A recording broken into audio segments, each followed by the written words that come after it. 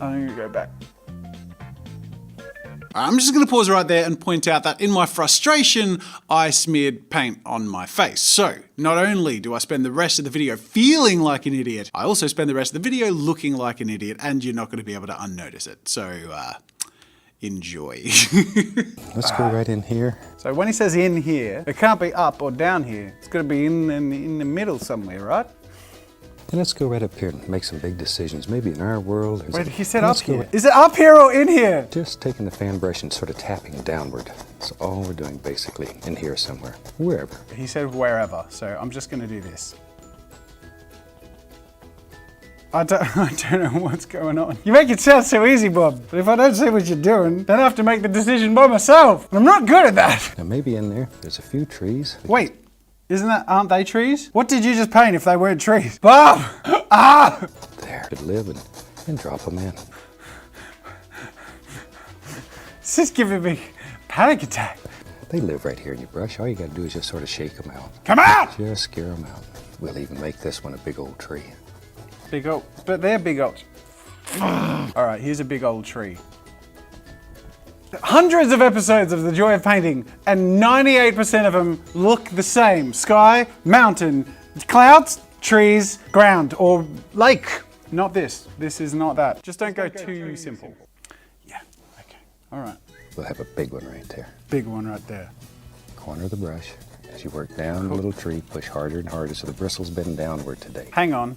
I feel like you should have said that earlier. A few more of these little devils. I feel like this is going to be like most of our horizon line is these trees. Whatever is painting and however is painting them, there's lots of them. I had no choice but to be pretty aggressive with how I put these things down, even if they look nothing like what he's putting down. Okay, now I'll grab the old 2-inch brush and I want to create the illusion of mist down at the base of this. Very soft. Ah! To a roaring start. Let's get back to it. Probably hear how loud I'm hitting. Shoot, I tell you what, we have that old color going. I'm just going to add a little bit more to my brush. More what? What color? What color? See, they almost the same color as the sky. That's a clue. You meant to paint from the back and come forward, but I'm going further back, so I know I'm doing this the wrong way. I just don't know where to put these things if they're nearly the same color as the sky. And I want to create the illusion of mist down at the base of this. There.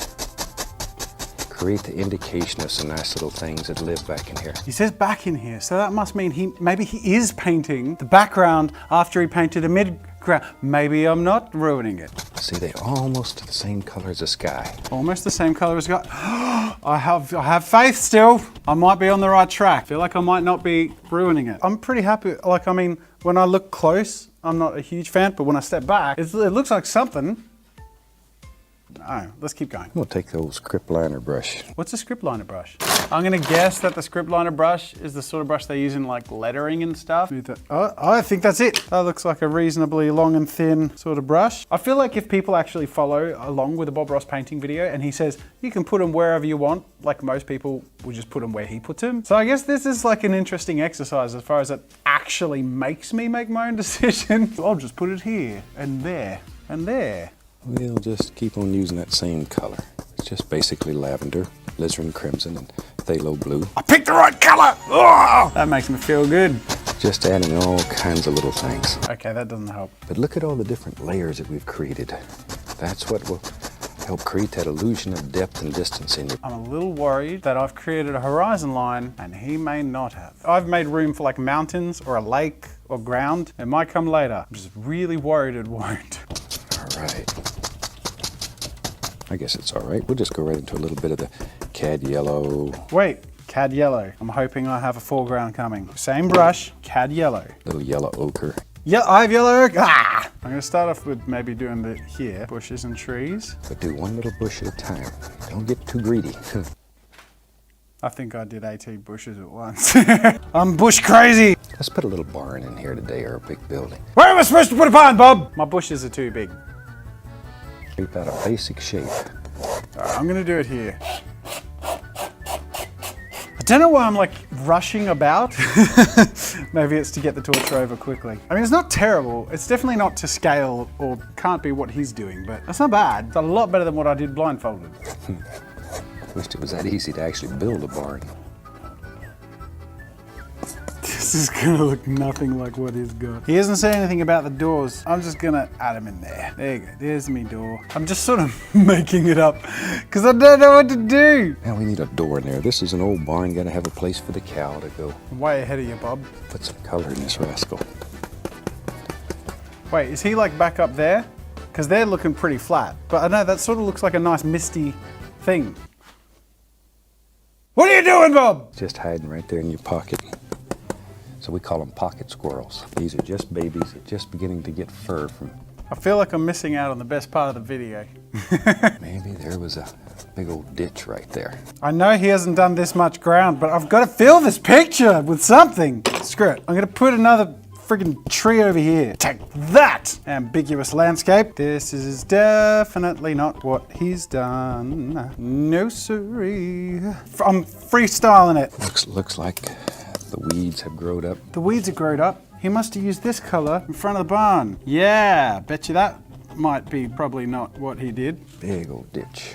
Big. This is the foreground bit. Big old ditch right here. Go along here. He's scraping though, so it's probably going down. I feel like I've drawn this to a way bigger scale and higher up because he did no smoothing out of the ditch. Bob! We'll just put a few bushes here on this side of that ditch or ravine or whatever you want to call it. Maybe if it's dark, it's foreground. Got to try and put it together. Let's take some brown. Maybe there's a little path. Gotta have a little place to walk. Is that a fan brush? I'm gonna move to a fan brush. I'm using too much 2-inch. I like little paintings like this because it teaches you to use just one big brush. God damn! No!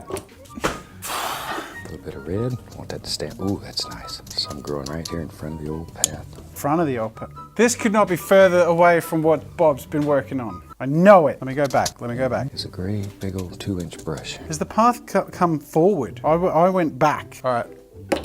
I have two paths. One goes back, and the other one's gonna come around this way. This goes 2 paths. Why not? Maybe something up here to keep everybody from falling Have off. I got paint on? I got paint on my face. Oh, God's sake! Is it gone? I got it. Oh, thank God I got it. Oh, how irritating has that been?